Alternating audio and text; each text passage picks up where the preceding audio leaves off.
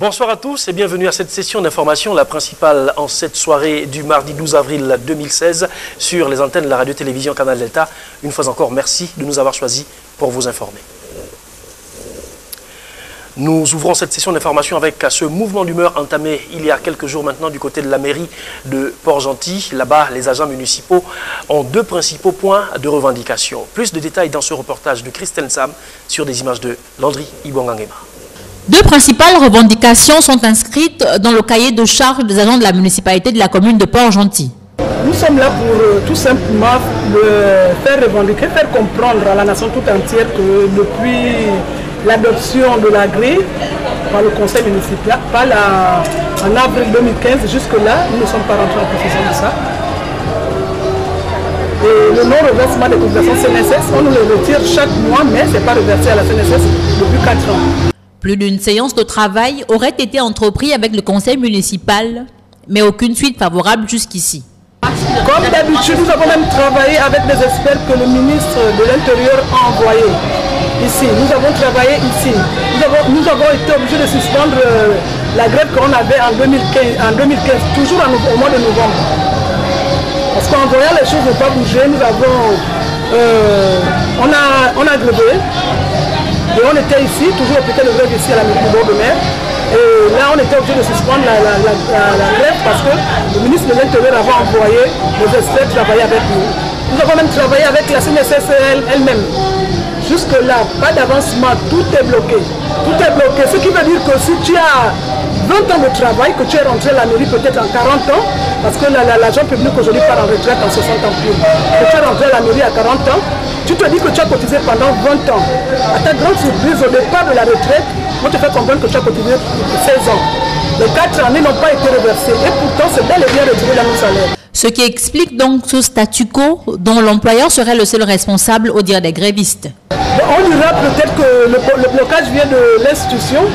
C'est l'institution notre mère. C'est l'institution notre père. Aujourd'hui, les maires de la commune de Port-Gentil comme de l'extérieur, ils ont maintenant un syndicat des maires très bien placé pour parler avec le gouvernement, pour défendre toutes ces causes. Alors voilà pourquoi nous disons que c'est l'institution qui bloque ça.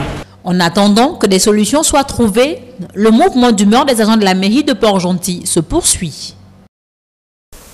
Sur un tout autre plan, notez qu'un restaurant de la place a servi de cadre à la cérémonie de lancement commercial du service Flouze Mobile et Dan de la maison de téléphonie mobile Move. Des moments rehaussés par la présence de plusieurs invités de marque, mais surtout du principal partenaire de ce service. Nous avons cité la très célèbre Société d'énergie et d'eau du Gabon, SEG. Plus de détails dans ce reportage de Christelle Sam sur des images de Landry Ibongangema. La présence de Turia Fetougué à Logo, directeur de région littorale de la SEG, à cette cérémonie de lancement commercial du service Flouze Mobile et Dan de la maison de téléphonie mobile Move, ne pouvait que rendre plus crédibles ces moments qui, en d'autres termes, traduisent comme s'il en était besoin la proximité de Move Gabon avec ses abonnés de la capitale économique gabonaise. Il est question ce matin, mardi 12 avril, pour le lancement commercial de la vente des unités DAN à travers le Gabon. Il y a déjà eu le lancement officiel qui s'est fait à Libreville et dans cette région nous lançons aujourd'hui, nous faisons le lancement commercial. Donc là c'est pour vulgariser le produit auprès de la population, auprès d'abord de nos abonnés qui sont clients chez nous et toute la population gabonaise, les informer que dorénavant ils peuvent procéder aux différents achats d'unités DAN, même acheter du carburant à travers notre mobile DAN. Il y a une particularité parce que c'est un service à valeur ajoutée, c'est un plus. C'est aussi, ça réduit le temps d'attente au niveau des agences ECG. Ça rend toute la population autonome. Chacun chez soi peut acheter ses unités sans pourtant toutefois se déplacer. Si le service mobile Dan est disponible sur d'autres plateformes électroniques depuis près de 2 ans déjà, il reste que chez Move Gabon, l'abonné bénéficie de plusieurs avantages exceptionnels en utilisant le service Flouze Mobile et Dan. En fait, avec Flouze, on a mis une bagatelle d'avantages par rapport à ce qui se passe sur le marché de la téléphonie mobile et particulièrement sur le mobile money. Donc vous allez le constater, toutes les transactions que vous faites avec Flouz, vous avez un bonus de 25% de crédit de communication. C'est ce qui ne se passe pas dans le secteur, dans notre secteur. Et ça, c'est vraiment un avantage que Move a l'exclusivité pour ses abonnés. Flouz est un porte-monnaie électronique que 26% d'abonnés Move utilisent désormais de façon régulière. Simple, pratique et sécurisé, le service Flouz Mobile EDAN fait gagner en temps et outre l'achat d'unités EDAN et de plusieurs autres acquisitions qui peuvent être faites via le service Flouz Mobile Monnaie, le partenariat avec la SEG donnera dans un avenir très proche à la possibilité de règlement de factures d'eau. Une seule condition pour être bénéficiaire de toutes ces faveurs, être un abonné Move et la vie vous sourira avec Flouz. Poursuivons cette session d'information et parlons à présent de cette session ordinaire du conseil municipal de la commune de Port-Gentil qui s'est tenue ce matin dans la salle polyvalente de la foire Pierre-Louis Aronjo Okawe. Il s'agissait essentiellement pour les 73 conseillers municipaux de la capitale économique d'examiner et d'adopter ou non la proposition de budget pour l'année 2016. Après des heures d'échange, l'assise de ce 12 avril 2016 a pu s'accorder sur la somme d'un peu plus de 17 milliards de nos francs. Igor Onanga et Rodney Mayulu nous font le point.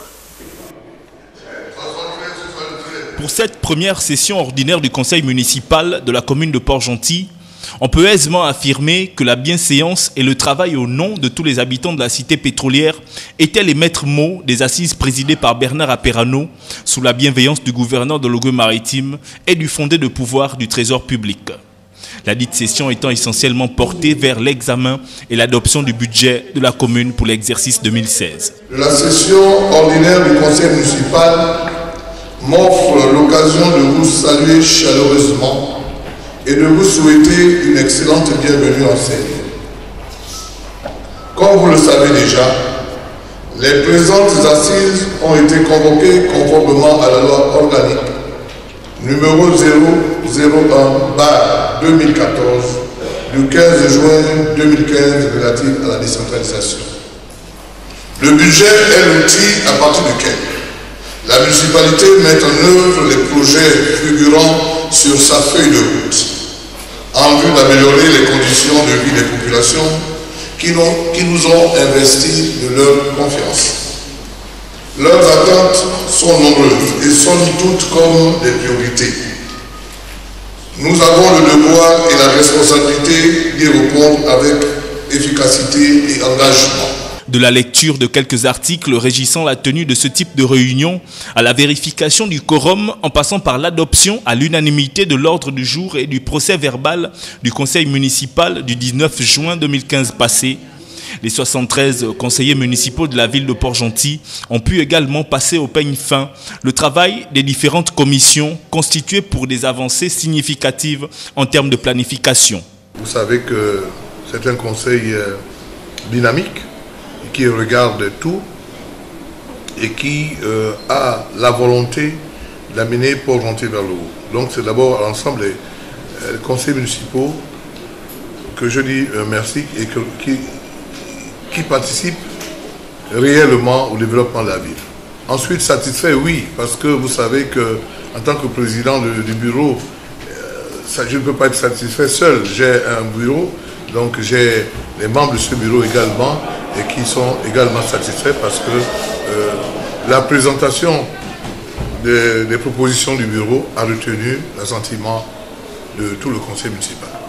Tout compte fait et force restant au choix de l'unanimité du Conseil, le budget de la capitale économique du Gabon pour l'année en cours se chiffrera à exactement 17 265 340 606 francs, soit en légère hausse comparée à l'an dernier. Reparti en investissement et fonctionnement, le maire Bernard Aperano n'a pas manqué d'insister sur la nécessité d'une exécution rationnelle de ces fonds. Une dizaine d'autres délibérations passeront également comme une lettre à la poste, au nombre desquelles l'augmentation à 300 millions de nos francs de la subvention accordée à l'association sportive Stade Mandji et le préfinancement des travaux de l'axe Abeyoya, mini-prix jusqu'au carrefour Bornave. La séance a été levée après plusieurs heures d'échanges et réajustements nécessaires au développement de la ville du Sable. Voilà, il est à noter que ce conseil municipal ordinaire s'est tenu ce jour du côté de la foire municipale de Port-Gentil, précisément dans la salle des fêtes Pierre-Louis Aronjo au Karoui. Il s'est tenu dans la salle polyvalente de la mairie du 3e arrondissement de Port-Gentil un séminaire à l'endroit des élèves de la capitale économique. Sur près de 6 heures d'horloge, nos apprenants ont été sensibilisés sur le leadership en matière de respect des ouvrages de drainage des eaux pluviales. Le tout dans le cadre du projet de réhabilitation du réseau de collecte et de drainage des eaux pluviales de Port-Gentil. Il faut dire que ce séminaire initié par le bureau d'études EGISO, staff en partenariat avec l'institution municipale et les pouvoirs publics, est beaucoup plus une sensibilisation aux gestes éco-citoyens. C'était ce mardi 12 avril 2016 en présence de nos reporters Jean-Florian Bina, Rodney Mayoul. Plus de 300 élèves du primaire et du secondaire, tout établissement scolaire confondu, ont répondu de leur présence le séminaire sur le leadership en matière de respect des ouvrages de drainage des eaux et de la propriété de la ville. La direction de l'académie provinciale a invité les jeunes aux gestes éco-citoyens. Le citoyen recherché au terme du présent séminaire, c'est cet individu activement engagé dans l'environnement économique et social où il vit, qui cultive une conscience environnementale pour lui et autour de lui, et qui, en tant que leader, s'attache à promouvoir une conscience nationale avertie des problématiques et des responsabilités qui incombent à chaque citoyen. Une rencontre du donner et du recevoir rendue possible par le bureau d'études EGISO Staff en partenariat avec la mairie de Port-Gentil et le ministère des Infrastructures et des TP dans le cadre bien compris du vaste projet d'assainissement de notre belle cité. Toute chose qui a amené le 3e adjoint au maire à repréciser l'importance de ces jeunes responsables de demain devant être soucieux de préserver leur environnement. Et avec l'aide de la France, au travers de l'AFD, l'Agence française de développement, des financements ont été trouvés pour refaire le canal. Il nous appartient de vous donner les outils pour que vous sensibilisez aussi autour de vous, vos camarades, pour que par des gestes citoyens, par des gestes responsables, nos caniveaux, nos canaux ne soient plus obstrués. Je déclare ouvert les travaux du séminaire de formation des élèves en leadership sur la question des ouvrages de drainage des eaux et de protection de l'environnement. Je vous remercie. Une sensibilisation en termes de gestes éco-citoyens qui n'est pas tombée dans les oreilles de sourds. J'ai appris que nous devons protéger l'environnement, nous devons lutter contre ceux qui jettent les saletés dans les canaux et caniveaux pour laisser l'eau passer librement dans les canaux et caniveaux pour éviter les inondations en cas de pluie. C'est pas bon de polluer l'environnement, que c'est vraiment important. Peut-être que certaines personnes négligent cela, mais c'est vraiment important. Vivement que les parents s'approprient ces conseils, cette sensibilisation. Nous parlons également de culture dans cette édition d'information et nous parlons précisément du métier d'artiste, peintre et sculpteur qui semble être négligé par plusieurs jeunes Gabonais. Un métier qui existe depuis le Moyen-Âge, ce qui a donc amené notre équipe de rédaction à s'intéresser à ce problème. Lynn Songo et Rodney Mayoul. Voici un métier parmi tant d'autres qui fait parler de lui par sa noblesse, même si quelquefois il semble être négligé par plusieurs personnes, mais certains s'y intéressent quand même. Depuis les années 2000, depuis 2000, en 2000 que je commençais à peindre, j'ai appris ça au quartier avec un papa, un ressortissant du Congo démocratique qui m'a appris. En fait, tellement depuis mon enfance, j'ai aimé le dessin, j'étais passionné et une fois il m'a vu, il s'est intéressé à moi, il a dit tiens mais pourquoi tu ne viendrais pas compléter les techniques en fait pour pouvoir devenir un peintre qualifié. En fait, c'est ce que je voulais. Il n'y a pas de sous-métier dans la vie. Ce papa ici présent a pratiqué toute sa vie la sculpture et la peinture et aujourd'hui il peut s'en réjouir. Moi j'ai fait le travail depuis que je suis jeune, maintenant je suis 72 ans. J'ai maintenant 72 ans. Mais j'ai pris ça à 20 ans, chez moi au pays, à R2C. J'ai travaillé, j'ai grandi mes enfants. Les enfants, ils ont pris l'école avec les métiers là. Les enfants, ils sont grandis avec les métiers jusqu'à ce que je suis maintenant seul. Les enfants, ils ont commencé à se débrouiller. J'ai grandi, ça il n'y a pas de sous-métier. Mais il y a les autres qui ne voulaient pas prendre les métiers. Ils mis l'argent d'abord avant de prendre les métiers. On ne fait pas comme ça, même si tu fais l'école. Une interpellation est faite à tous les jeunes Gabonais qui sont intéressés par ce métier.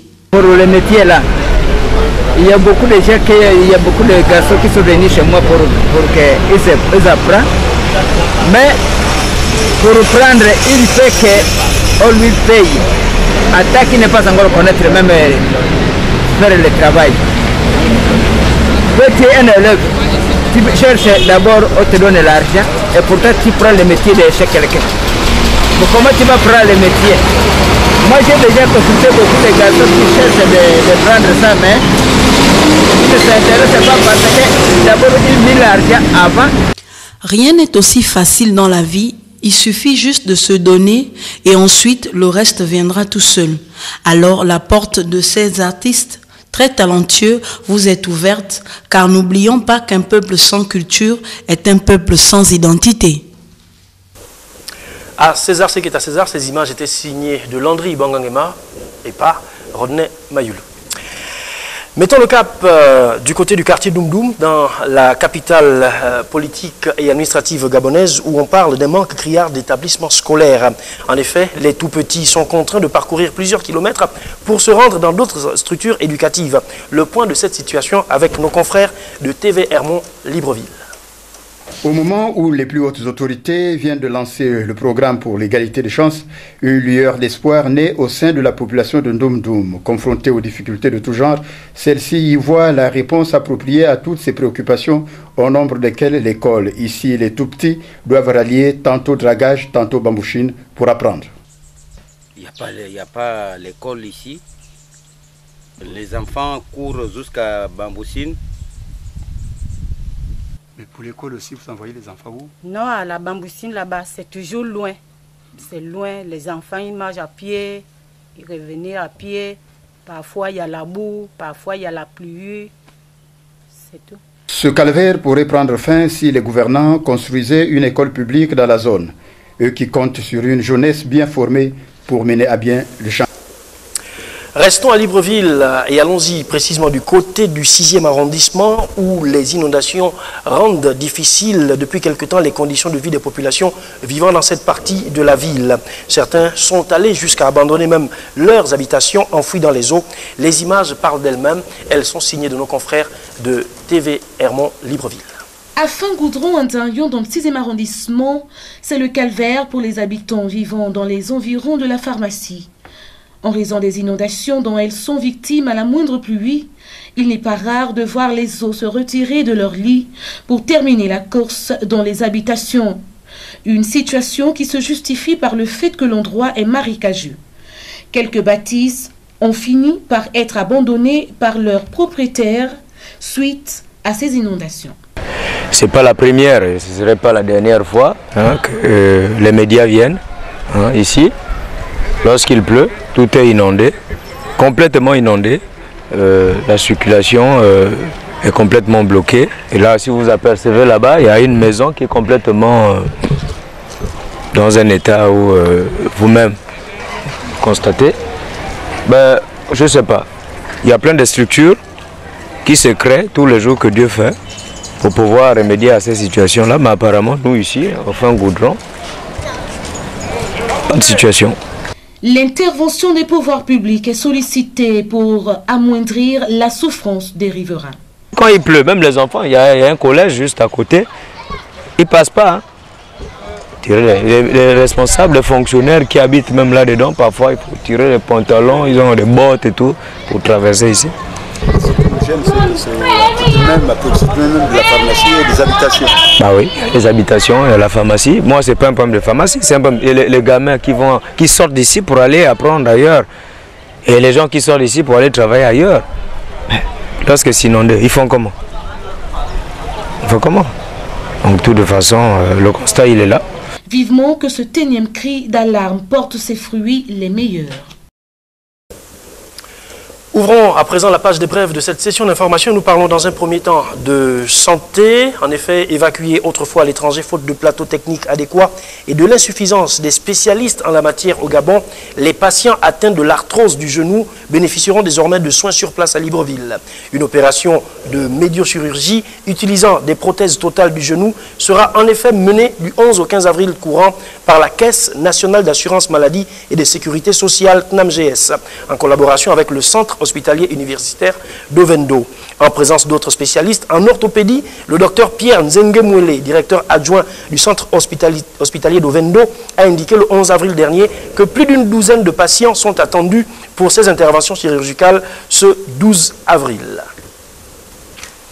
Parlons sport avec la 32e Coupe du Gabon de handball disputée à Mouila, qui a été remportée en catégorie hommes et femmes le week-end dernier par le Stade Mandji. Deux clubs de la capitale économique. Grâce à ce sacre, les deux équipes masculines et féminines de Port-Gentil représenteront le Gabon en Coupe d'Afrique des clubs champions en 2017. Et puis notez qu'annoncé il y a quelques jours dans le cadre d'une tournée africaine qui le conduira en Côte d'Ivoire et au Ghana, le président du comité national de la conférence consultative politique du peuple chinois est arrivé le 11 avril courant à Libreville. Young Zhangjing devrait s'entretenir avec de nombreuses personnalités nationales. D'après Lucie Mboussou Milebou Aubusson, qui n'a pas manqué d'exprimer sa fierté de voir que le Gabon a été choisi comme la première étape de la tournée, le séjour librevillois du responsable chinois sera ponctué par une séance de travail au Sénat. Il s'agira pour les deux responsables politiques d'échanger leur point de vue sur les relations sino-gabonaises, la coopération d'amitié entre les deux pays, la politique de la Chine pour l'Afrique, la 4e session du 12e comité national de la CPPC et la 4e session du 12e comité de l'Assemblée populaire nationale de Chine s'étant déroulée en mars 2016, a fait savoir la Chambre haute du Parlement. Voilà, nous arrivons donc au terme de cette session d'information. Merci de l'avoir regardé. Les équipes techniques se joignent à moi pour vous souhaiter encore une fois une bonne soirée en compagnie de nos programmes. Prochain rendez-vous de l'information demain, lorsqu'il sera 12h passées de 30 minutes. Portez-vous bien et à très bientôt.